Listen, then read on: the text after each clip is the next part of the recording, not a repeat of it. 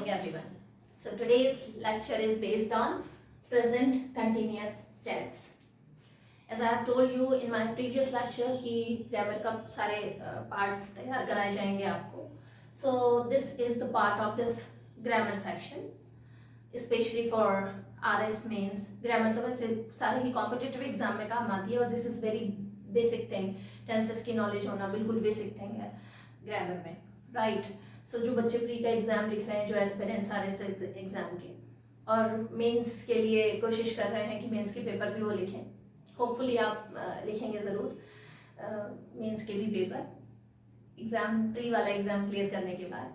सो ये ग्रामर का पार्ट है प्रेजेंट कंटिन्यूस टेंस. आप प्रीवियस लेक्चर ज़रूर देख लें, ग्रामर से रिलेटेड जो भी लेक्चर्स हैं ज़रूर देख लें, आपको प्लेलिस्ट में मिल जाएगा. प्लस टेलीग्राम चैनल जो कि चैनल का लिंक आपको डिस्क्रिप्शन बॉक्स में मिल जाएगा, उससे जुड़ जाएं क्योंकि ये सारा का सारा पीडीएफ फॉर्म में जो भी रिटर्न वर्क है, जो भी एक्सप्लेनेशन है टेंसेस का एक्सप्लेन करना उसके एग्जाम्पल के साथ में, वो सब कुछ आपको पीडीएफ फॉर्म में टेलीग्राम चैनल के लिंक पे मिल जाएगा, टेलीग्राम चैनल पे मिल जाएगा. तो उससे जुड़ जाएँ, टेलीग्राम से जुड़ जाएँ और चैनल को सब्सक्राइब कीजिए, लाइक कीजिए, शेयर कीजिए. ठीक है, so let's get started. Present continuous tense. देखिए प्रेजेंट कंटिन्यूस टेंस ग्रामर तो आपको पढ़ाई ही जा रही है, but I am killing two birds with a single stone. ठीक है, लाइक वो टू वर्ड्स क्या है? पहला तो ये है कि इडियम्स, इडियम्स भी, इडियम्स या difficult words, one word substitutions, antonyms, synonyms, ये भी आपको साथ में ही कवर कराए जा रहे हैं. तो जो भी सेंटेंसेस कंस्ट्रक्ट होते हैं उसमें ये चीज़ें आ जाती हैं आपकी. इडियम्स है, वन वर्ड सब्स्टिट्यूशंस है, आपका ये सिनोनिम्स है, एंटोनिम्स हैं, ये सारे टॉपिक्स भी कवर हो रहे हैं. ग्रामर तो आप पढ़ ही रहे हैं, राइट? तो चलिए प्रेजेंट कंटिन्यूस टेंस स्टार्ट करते हैं. टाइम एक्सप्रेशन क्या है प्रेजेंट कंटिन्यूस टेंस के? I have written down some sentences for you. आप स्क्रीनशॉट ले लीजिए इसका, तो आपके पास में ये सेंटेंस रहेंगे यहाँ पर समझने के लिए रिटर्न में.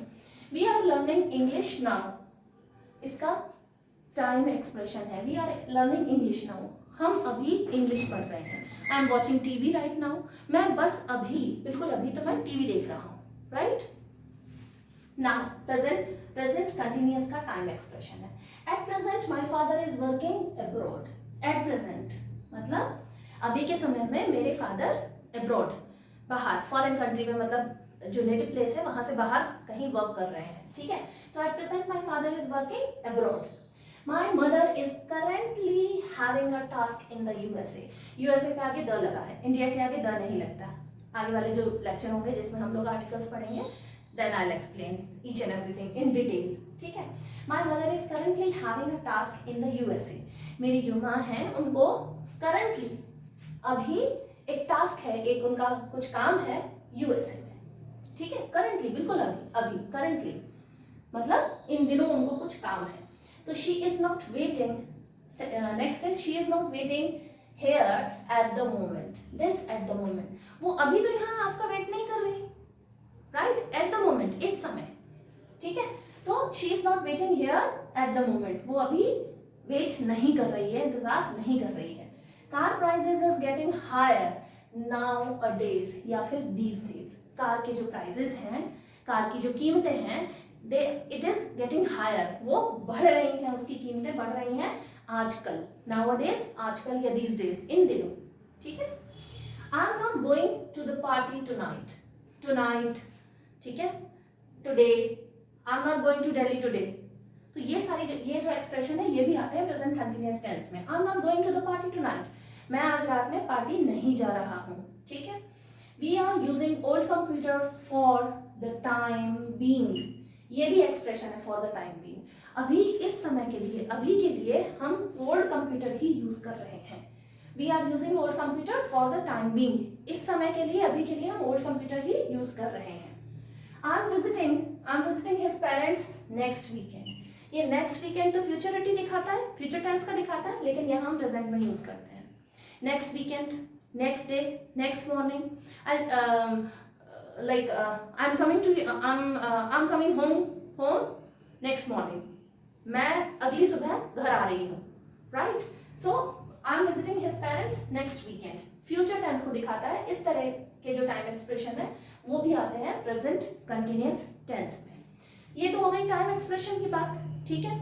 ये बहुत इंपॉर्टेंट है क्योंकि ये टाइम एक्सप्रेशन से आप बहुत आसानी से पता लगा सकते हैं कि भाई कौन सा टेंस है, ठीक है।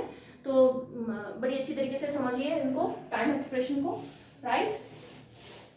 अब प्रेजेंट टेंस होता क्या है, इसकी हेल्पिंग वर्ब कैसे वर्क करती हैं, उस बारे में थोड़ी सी बात कर लेते हैं, ठीक है। तो हेल्पिंग वर्ब क्या होती है, प्रेजेंट कंटिन्यूअस टेंस की हेल्पिंग वर्ब्स, ठीक है।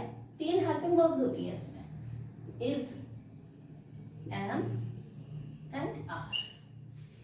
इज जो होता है वो थर्ड पर्सन सिंगुलर के साथ में लगता है। इस पर्सन, इस जो होता है वो सिंगुलर, आप यूं समझिए, इस सिंगुलर के साथ लगता है, आर प्लूरल के साथ लगता है और एम आई के साथ लगता है, ठीक है। तो इस किसके साथ में लगेगा, शी, ही, इट, या फिर थर्ड पर्सन का कोई भी सिंगुलर एक्सप्रेशन, जैसे राम, जैसे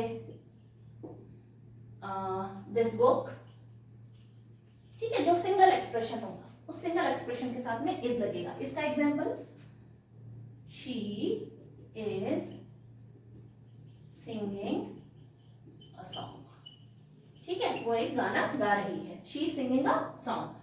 आई के साथ में, वो सॉरी एम के साथ में केवल आई लगेगा, ठीक है। और आर प्लूरल के साथ में लगेगा, जैसे वी, यू, है ना, दे। एंड प्लूरल वाला जो एक्सप्रेशन होगा, प्लूरल का एक्सप्रेशन जैसे यू एंड योर फ्रेंड, ठीक है। यहां 2 आइडेंटिटी हो गई है ना, इसलिए प्लूरल बन रहा है ये, यू एंड योर फ्रेंड, 2 लोगों की बात हो रही है यहाँ पर, तो प्लूरल बन गया है ये। यहाँ पर इन सब के साथ में आर आता है, ठीक है। इसका आर का एग्जांपल देख लीजिए, we are not going to the market, हम मार्केट नहीं जा रहे हैं, we are not going to the market, ठीक है। आई से तो बहुत सारे बन जाते हैं, I am teaching you, I am talking, ठीक है, I am going to the market, I am going to school, ठीक है, व्हाटएवर, ये सारा कुछ हेल्पिंग वर्ब है। अब बनेंगे सेंटेंसेस कैसे, वो देखिए।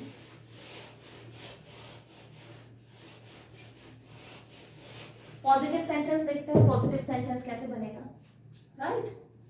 पॉजिटिव, चलिए सिंगुलर वर्ब से, सिंगुलर सब्जेक्ट से बना लेते हैं, ही is talking, he is talking about, he is talking about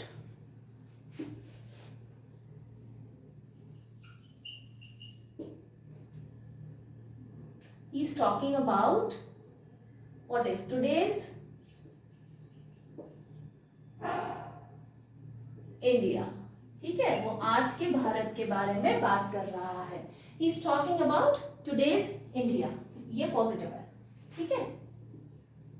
ये जो सेंटेंस बना है ये है पॉजिटिव। अब नेगेटिव कैसे बनाएंगे, शी से बना लेते हैं, शी इज नॉट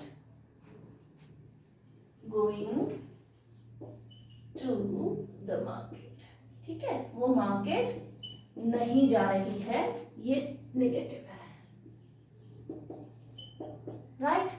इंटेरोगेटिव कैसे बनेगा, इंटेरोगेटिव आर से बन जाएगा, प्लूरल सब्जेक्ट के साथ में बना लेते हैं, तो are you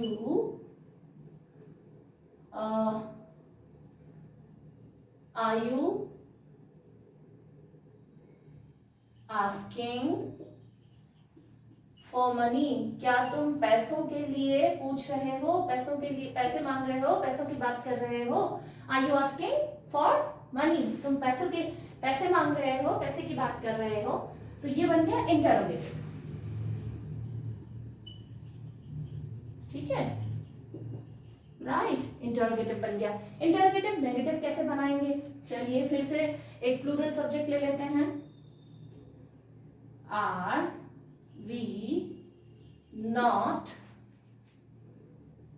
we not going to the market, क्या हम मार्केट नहीं जा रहे हैं? ये इंटरोगेटिव नेगेटिव है, इंटरोगेटिव नेगेटिव। अब इंटरोगेटिव नेगेटिव या इंटरोगेटिव विद WH वर्ड कैसे बनता है? WH वर्ड मतलब जो भी WH से, यूजुअली जो क्वेश्चन वर्ड होते हैं उन्हें हम WH वर्ड बोलते हैं, क्योंकि ज्यादातर वो WH से शुरू होते हैं, लेकिन कुछ WH से शुरू भी नहीं होते, जैसे हाउ, वो WH से शुरू नहीं होता, यूजुअली हम उसे WH वर्ड बोलते हैं। तो क्वेश्चन वर्ड से कैसे बन जाएगा? Why is she singing a song? Why is she singing a song? ये कौन सा बन गया? इंटरोगेटिव विद WH वर्ड, ठीक है। इस तरह के कंस्ट्रक्शन होते हैं प्रेजेंट कंटिन्यूअस टेंस में, ठीक है। हमने पॉजिटिव देखा तो he is talking about today's India, negative she is not going to the market, interrogative are you asking for money, interrogative negative are we not going to the market, right. Interrogative negative, interrogative with WH word, why is she singing a song? वो एक गाना क्यों गा रही है? तो these are some examples of sentences कि sentences present continuous tense के sentences कैसे बनेंगे, ठीक है भाई। अब ये idioms कैसे यूज होंगे और इन idioms का मतलब क्या है, present continuous tense के लिए हम कैसे इन idioms को यूज करें? तो idioms देखिए आप पहले, read between the lines मतलब discover meaning that is implied, कोई गूढ़ अर्थ समझ लेना, कुछ भी कहा जा रहा है उसका गूढ़ अर्थ क्या है, उसका एक उसका अंदर वाला जो मीनिंग होता है ना कि हाँ ये इसने ऐसे क्यों बोला है, तो उसका जो गूढ़ अर्थ समझ लेना, इसका मतलब होता है read between the lines. Example देखिए, she is reading between the lines whatever has been spoken by her officer, ठीक है। उसका जो ऑफिसर था वो जो भी कुछ कह रहा था उसके वो जो कह रहा था उसका गूढ़ अर्थ, उसका गूढ़ मतलब उसने समझ लिया। तो she is reading between the lines, देखिए रीडिंग, शी के साथ में इज लग गया है, VING लग गया है, और ये प्रेजेंट कंटिन्यूअस टेंस का पूरा परफेक्ट एक सेंटेंस बना है। तो she is reading between the lines whatever has been spoken by her officer, उसके जो ऑफिसर कह रहे थे वो इसका गूढ़ अर्थ समझ ली थी। Second, bye fits and starts मतलब बहुत इर्रेगुलरली, तो he is writing a book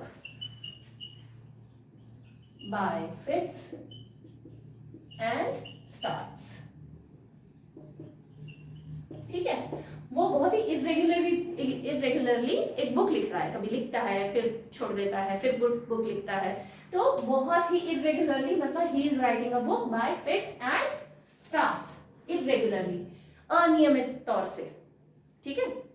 number 3, ins and outs मतलब डिटेल पता होना, ठीक है। सचिन इज सेइंग, सचिन कह रहा है, Sachin is saying that he knows the ins and outs of cricket, ठीक है। सचिन एक व्यक्ति है, तो Sachin is saying that he knows the ins and outs of cricket, Sachin कह रहा है कि वो क्रिकेट के सारी जानकारी, सारे डिटेल्स पता है, क्रिकेट के बिल्कुल अंदरूनी जो बातें हैं वो उसको पता है, सारी बातें पता है, ऑल डिटेल, ठीक है। इन्स एंड आउट्स मतलब सारी डिटेल जानना।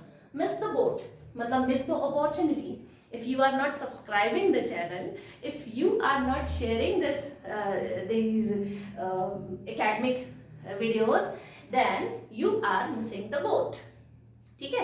if you are not learning grammar, then you are missing the boat, you are missing the boat, मतलब तुम अपॉर्चुनिटी खो रहे हो, ठीक है। So why are you missing the boat, why are you missing the boat, आप opportunity क्यों खो रहे हो। अच्छा, मिसिंग द बोट, इसको समझने की कोशिश करना। मिसिंग द बोट, पुराने टाइम में अगर बोट मिस हो गई तो मतलब आप कैसे ट्रैवल करोगे, तो बहुत बड़ी अपॉर्चुनिटी खो दी आपने। तो ये इडियम कुछ उसी तरह से बना होगा, ठीक है। Miss the boat. एक और इडियम आता है burn the boat. Burn the boat मतलब आपने अपनी बोट ही जला दी। बोट जला दी मतलब फाइनल डिसीजन ले लिया, मुझे ये करना है या नहीं करना है। तो जो भी you have burn the boat मतलब बाकी सारे ऑप्शंस हैं, you have burn it, you have burned it, right. आपने बाकी सारे ऑप्शन ही खत्म कर दिए, तो आपके पास सिर्फ एक ही ऑप्शन रहेगा, राइट। तो ये बर्न द बोट, इस तरीके से भी एक इडियम आता है। और मिस द बोट, ये भी, ये सब बोट से इसी तरीके से बने हुए इडियम्स हैं।